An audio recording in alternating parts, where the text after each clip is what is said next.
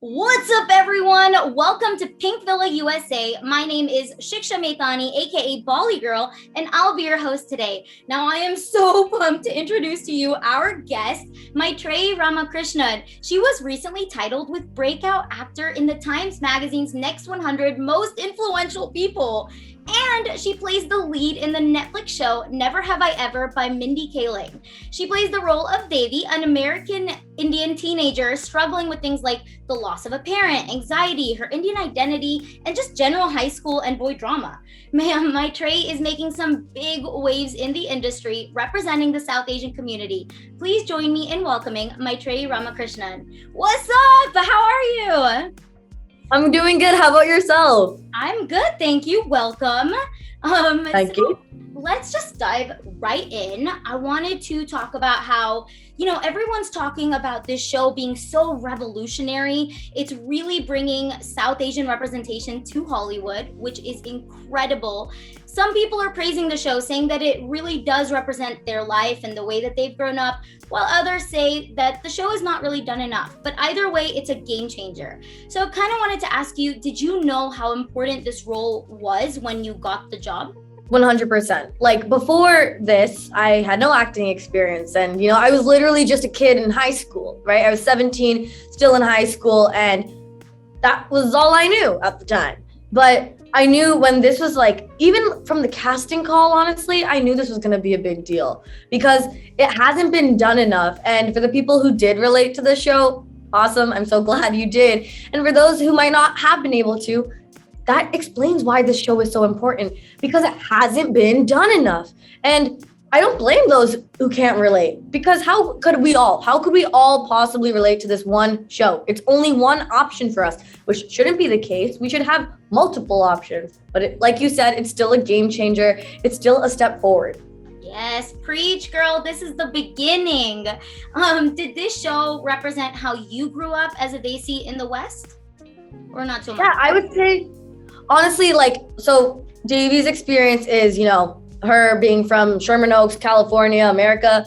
I'm in Mississauga, Ontario, Canada, right? There's still not that many differences between that.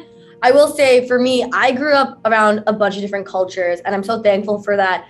But with that being said, because there were so many other different cultures that I got to learn from and, understand and know of, that made me think, wait, then what am I? Being Tamil, who am I then? What's my culture? Is Tamil the culture? Or is it the language only? Or I was like a little kid. I didn't necessarily fully understand. And like Devi, I was trying to figure that out. I was trying to figure out where I fit in with my identity as someone who is Tamil, and then also everything else, because you go through a lot in high school, just like Devi did. Yeah, absolutely. So how were you similar to Devi and how are you different? I mean, Devi, of course, is very boy crazy in season 1 and has all of her boy drama. Yeah. That is not me. Girl juggles 2 guys. I like to just keep it at a nice 0 because love is dead. But other than that, Devi, of course, goes off the rails sometimes and has meltdowns, complete meltdowns. I've been there and I'm sure a lot of people have, right? And when it comes to that idea of being perfect, that perfectionist mentality, yeah, I'm a culprit of that for sure. I like to always try and be perfect as possible. And when I'm not perfect, I think I'm just a mess up, whatever. So there's a lot of relatability between myself and Devi, but I think it's just because Devi is so relatable. Hence why not just South Asian girls can relate to her. Everyone from all over the world can. Absolutely. Did you bring some of your own experiences into the role when you were reading the script and trying to prepare? I mean, the writers and Mindy and Lang do such a great job of writing a real story that it's how can you not relate to this, right, off the bat? But I, of course, brought my own experiences when it came to that emotion to execute the whole situation, right? As Devi, going through all of these things that she's juggling because she's juggling a lot. Nice. So you kind of touched on this a little bit already, but the idea of embracing your culture and who you are and where you come from, that's something that Devi really does struggle with. Is that something that you have really struggled with a lot as well? I mean, when I was a kid, I didn't really struggle with it in the way of do I hate my culture? like, no, it was nothing like that. And to be honest, I don't think Devi hates her culture. I think she's confused about where she fits in with her culture, but she's not embarrassed. And I never was embarrassed when I was growing up. I wasn't embarrassed about being Tamil, but I didn't know what it necessarily meant, like at its core to be Tamil. It would just be more like oh yeah, I'm Tamil. Like, you just say it, but you didn't know what it meant. You wouldn't necessarily really appreciate it yet. I think that's where Devi's at, and I can relate to that because it took a while to understand what that meant to me and, embrace that. In season 1, you deal with a lot of different deep emotions like losing your father, anxiety, identity crisis, having just boy drama, high school drama. So how did you channel those feelings? What helped you? Honestly, it always comes down to asking the questions of like the creative team, the directors, writers, co-creators, Mindy and Lang, like they're the best people to ask those questions to understand like, okay, what's the tone of this? Like, where is this coming from? What's the projection for this? But then also empathizing with Devi's situation. Understand, why is she doing the things that she's doing? Why does she think this is a good thing to do? Because she does in her head think she's making the smart choice, right? No one wants to actively make a bad choice, and Devi's no exception to that. So it's all about trying to figure out, okay, what was your reasoning? What was the reason, Devi? Because this is a bad choice, but let's figure out the reason why. Okay. Now let's talk about Mindy Kaling. What has it been like working with her, having her as a mentor? Oh, she's awesome. I couldn't ask for better. She is an amazing person to talk to, obviously a great boss, but such an awe to be around and work with. Okay. And now this show is loosely based on Mindy Kaling's childhood. At least that's what's said. So did she help you kind of shape the character and better understand Devi? Yeah, both her and Lang actually, because, it's based off of both of their lives and, growing up and how it was for them. So they have always told me stories about their own life, which I'm really thankful to, be a part of that, storytelling, which is really nice. And to have their trust to know those stories from themselves. And now this is your first big role. Congratulations again. Now this came out during the pandemic. So everything was shut. You didn't really get to go out and see people who've seen you on screen. How are things different for you now that things are starting to open up? Have people stopped you on the streets? What's that like for you? I mean, not for the most part, because most of us been in quarantine, my family obviously already recognized me, but sometimes in public I get recognized, which is pretty cool, pretty nifty. And it's been awesome to see everything online of the fact that people all over the world are coming to talk about this show and bond over the internet with all of their fan art, fan camps, and I couldn't be more grateful. So cool. Now, what can you tell us about your next project? We've already heard that it's the Netherfield Girls, which is so cool. Can you tell us anything about it?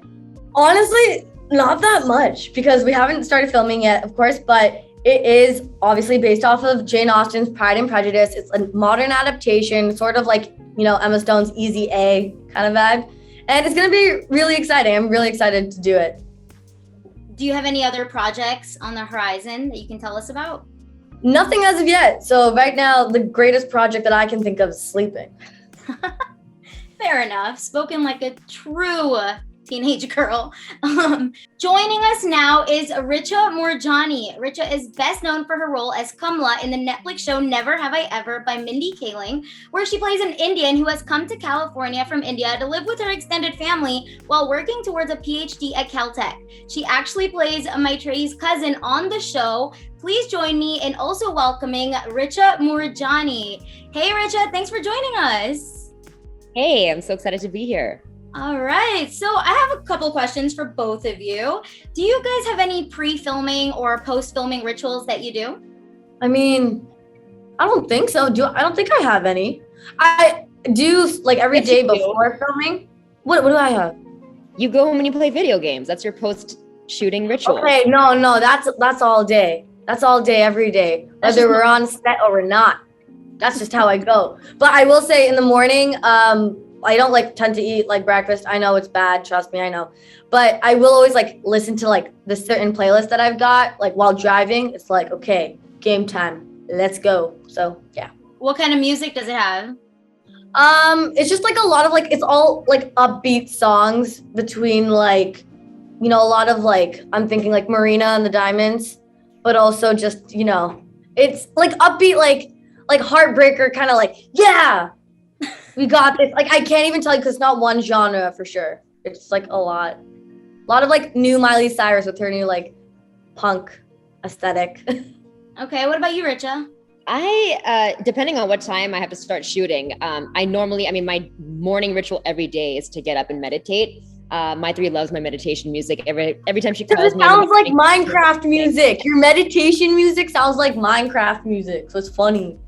Well, maybe it is Minecraft music. But I actually had a playlist that I was listening to before shooting, specifically for Never Have I Ever, which was a Tamil song playlist. I don't know any of the names, so don't ask. But they're amazing. I love them. I love Tamil music.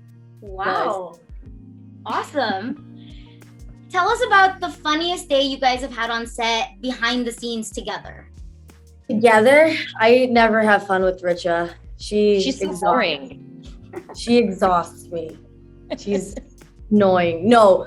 Okay. I'm going to say this because this is never going to ever be known if I don't say it right here, right now. But in season 2, there was this really awesome line where Devi is basically saying that, you know, it's too early for Kamala to think about getting married to Prashant. And she's trying to think of like reasons why. And then she's like, yeah, like we don't even know what his last name really is. Like, what if it's something weird, like butt raisin or something? And then now we just thought it was like so funny. Richard loves how I say butt raisin. So we just call each other butt raisin. That's our nickname for each other. But the awkward thing is that they ended up editing that part out of the show. So now nobody will understand why we call each other butt raisin except for us. People are just going to think that we're into some weird stuff. I don't know. It's never going to make it. You know what? Hopefully if a season 3 comes around, that joke will make its day. Do you guys help each other get into that vibe and in that moment? Because it sounds like you guys are having fun on set. So how do y'all do that? Do y'all help each other out? I mean, I think we just feed off each other's energy, honestly. That's what I was going to say. I mean, honestly, like, Richa is such a solid scene partner, and I know it's always going to go well because Richa will always push me to, like, you know, give new things, right? And I'll do the same for her. But she's also such a respectful scene partner when, let's say it is a more emotional scene. She, like, gives you that space to, like, do your thing. But also, if it's, like, a fun scene, it's like, okay, now let's play. Let's have, like, a bunch of fun and see what we can do. So it's always like a really fun time filming with Richa. Also, Richa's like the GOAT. She's actually really cool. Devi's resentment for Kamala couldn't be further from what I am to like Richa. Totes agree. Like, except she definitely. To a degree. What did you say? To a degree? I said totes agree. I heard, okay, so clearly, but we still will like go at each other, like she still gives me friend punches that are not very friendly at all. What's wrong with that? Do you bruise her? Don't say a word. Don't say a word. Bruises, but they hurt. Let's just say I have apparently a strength that I am not aware of. Not aware of her own strength. I'm not like trying to hurt people. I'm just like, yo, that was awesome. And they're like, dude, like, okay, can you not? There has been points where damage has been done. Purna does not like high-fiving me anymore. That like scene in season 1 is very real. She doesn't like actually happened. Doesn't like those aggressive high fives. Definitely may have potentially possibly bruised Darren. But it's okay. So everybody walks out of there with bruises from you. No, it's because like I'm just like, yo, what up? Like she's just crazy. I like never ever hug people too. Like Richa, you know this. Like I rarely give hugs. This is how I show my affection. It's like Devi says, it's a friendship punch. They need body armor around you, basically. Sometimes when I'm around her, I'm like, hi. That's amazing. Now, have you guys gotten any responses from India? I know that they've gotten a chance to see season 1 as well. So what has that been like? Fan messages, followings, just comments, etc. Everyone's so hyped. I'm so thrilled. Everyone is so excited for like for the people in India who have seen the screeners of season 2. They're so excited to like see the fan responses and just get it out there because I think too that season 2 is better than season 1 because like all the drama, all the like serious wholesome moments, the funny moments are all heightened, and we get to see new characters that help push the story forward. And there's even a scene in season 2 where Nalini goes to India. So that's going to be really exciting, I think, for people in India. But yeah, honestly, we had no idea how people were going to receive the show before season 1 came out. And we were just so happy that not only did people like it here, but they liked it all over the world. And especially, you know, in India, we were really conscious of how people would be receiving it there. And we're just so grateful for all the love and support that we've gotten from there, because that's so important for us to be able to continue telling these stories here in Hollywood, to have the support from the global South Asian community. All right, well, thank you guys. Let's play some games. I want to start off with a game to see how well do you guys actually know each other. So I'm calling it the best cousin game. All right. Good. I love the best cousin. I'm gonna win. Can you win at this game? Very competitive. Both of you are? She is. Oh, okay. Let's see. So whoever answers first, that's fine. And then the other one answers after. All right. Okay. So if you were to describe each other in one word, what would it be? I think Richa would first, hear me out. Richa would first in her head think of something like, she's such a like a dork or like a nerd. And then she would say, but you know, she's actually such a confident young woman, and like go into like her cheesy stuff. But like first instinct would be, she's definitely heard me say this in interviews. no, this is like when you're giving me like pep talks and you're like, you're so like confident and you're just so strong, blah, blah, blah. And then you also call me butt raisin. So. So is that accurate, Richa? That's like literally exactly what I would have said. She's a loser, but the best type of loser. And she's so confident, and she has such a good head on her broad shoulders, which is an inside joke from season 2. And she's just amazing. But okay, what would I don't know how you would describe me also as like someone who does not understand, this is not one word, but she always makes fun of me because I like don't know pop culture references. Like she had to teach me who Megan Thee Stallion is. Like Megan Thee. Yeah, so she gets really irritated with me when I don't know these things. So yeah, I guess she would probably describe me first as like uncultured, and then she would probably describe me as no. You don't think I would say something nice about you? I do. I just don't know like what you would. Okay, fine. Hold on. You'd probably say that I'm the big sister you never had. That's not one word though. No, but that is like what I always do say. That is what I would say. Yeah. Right. You are my LA big sister. Yeah. You both aced it. Now, how would if she could only wear one outfit every day, what would it be? Sweatshirt. Sweatpants. Yeah. We complete each other. We complete each other as a whole sweatsuit. Sweatsuit. Oh man. It's true though. In a sweatsuit. If she could only meet one person alive or dead, who would it be? Ooh. Oh, I know. Well, Steve Carell for me, you're right. And then Jojo Gomez. Oh, that's a really good one.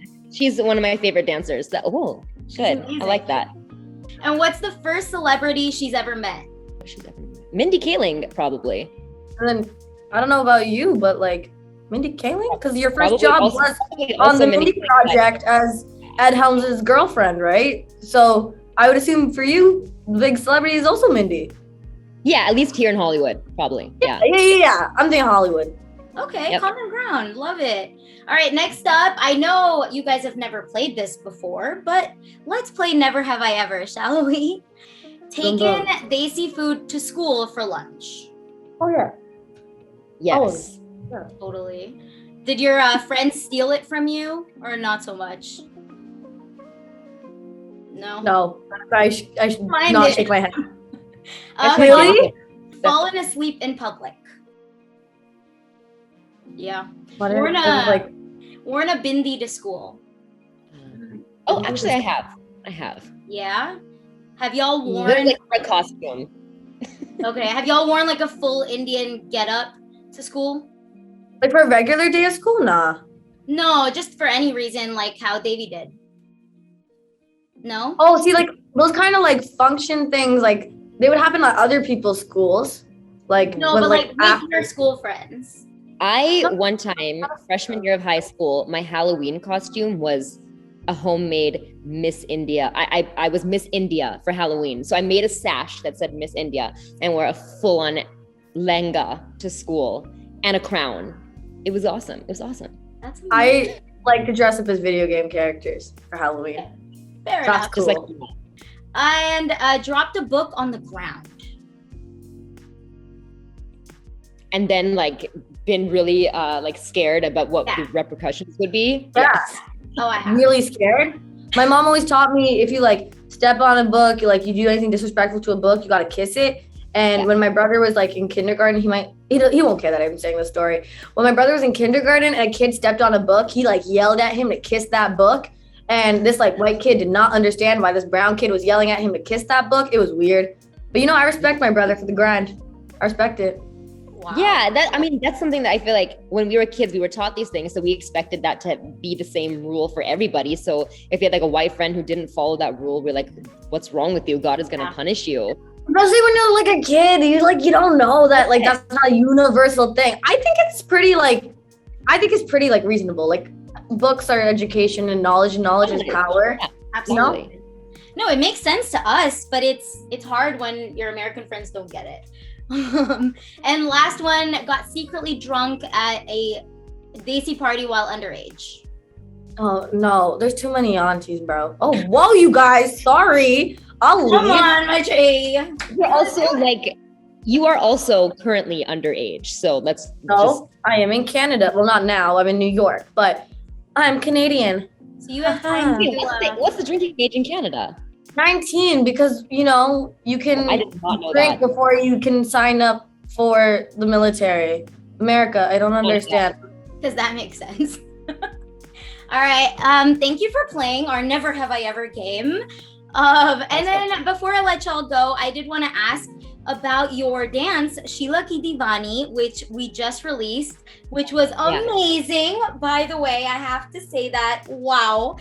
So how did that start? What got that going? Richa, do you want to explain? Or do you want me to explain? Yeah. Okay, you're pointing at me. Yeah, because I would totally know what this is. It means you. Okay. Well, I will explain. So my birthday, December 28th, 2001, aka Maitreyi Miss, like Christmas, Maitreyi Miss. Yeah, okay. So my birthday was rolling around, right? So I decided, because I was like in LA while we were filming this, I decided to text Richa and say, Richa, I know what I want for my birthday from you. And Richa was like, okay. And I was like, just choreograph a dance for us to do. Like I didn't pick a song. I didn't like do anything like that. I was just like, you specifically said Sheila. Did I say that? Yeah, you were like, I want to do a dance to this song. No. I didn't say to like get it professionally shot or anything. Or, you like, just said I want to learn a dance to My Name is Sheila. Yeah, I was like, can you just choreograph a dance to this song and then like, can you teach me and like we can like do it together, right? I don't care if it's like we do it in front of people. Like it could just be for like us to know and like do it like for fun when we're alone. I don't know. I didn't think anything like big. You were like half joking about it too. Like you hadn't like fully. I wasn't got joking. it. Oh, I thought you were joking. I wasn't joking. I just wanted to dance because the thing is, a lot of my cousins, like they don't dance and like do that like intensely. And I know Rich is like a really good dancer. Also, I'm not like someone who dances and I'm not an intense dancer, but my cricket costume dance in season 2, pretty fire. But, so is this one. She was fire in this one. Total fire. For real, like I'm not a dancer, but it's like a fun thing to do, Like I'm not professional with it, but I enjoy just music and grooving out. So I was like, okay, Richard knows how to do this. Richard can teach me something cool and it'll be fun for Richard and I to like bond over. So that was how it started. That's amazing. So how long did it take it? I'm so glad she did that because she texted me that and I took it very seriously. I was like, okay, we're gonna be practicing on these dates, not the dates, but I like literally laid it out for her. I was like, I'm gonna get us costumes. I'm gonna hire a videographer. This is gonna be like, I'm not gonna go easy on the choreo. Like we're gonna do this for real. And she was like, I'm so down. And I was just like so impressed by her enthusiasm about it and her willingness to just like do whatever. And so that was really inspiring for me. And it was like a pandemic. I hadn't danced, and I'm a dancer. I hadn't danced since before COVID, and I was like really missing dancing. So I was just so happy that she brought this up. It was another chance for me to start dancing again. And it was a chance for us to actually get to bond and hang out outside of set, because especially while we were shooting this season, you know, with COVID and everything, we didn't really get to hang out that much on set, you know, besides being in scenes together. So it was so much fun for us to do this. We probably had like, I don't know, 4 or 5, maybe 6 practices. I think more than that. 100% more than that. It was somewhere between 5 to 10 practices of like a few hours. I'm gonna be honest, a lot of practice is us just talking first for like majority of the time. Like if we had like an hour long booking of a studio, we would talk for 45 minutes. And then dance for 15. And then talk after for 2 more hours. Wow. But that's what made it so much fun. Like because we wouldn't have been able to have that time together on set. Yeah, so we wouldn't have. Proud older cousin. All my effort. Don't get me wrong. My whole heart was in that dance, but I still look like a clown. No, she did an amazing. Like I've showed the video to a few of my friends, and I'm like, she's not a dancer, but I taught this to her, and they're like, what are you talking about? Like she's really good. So you killed it. So you guys both nailed it, honestly. Such an amazing video. Well, thank you guys so much for being with us here at Pink Villa. We really appreciate you taking the time to talk to us. And congratulations on season 2. Thank you so much.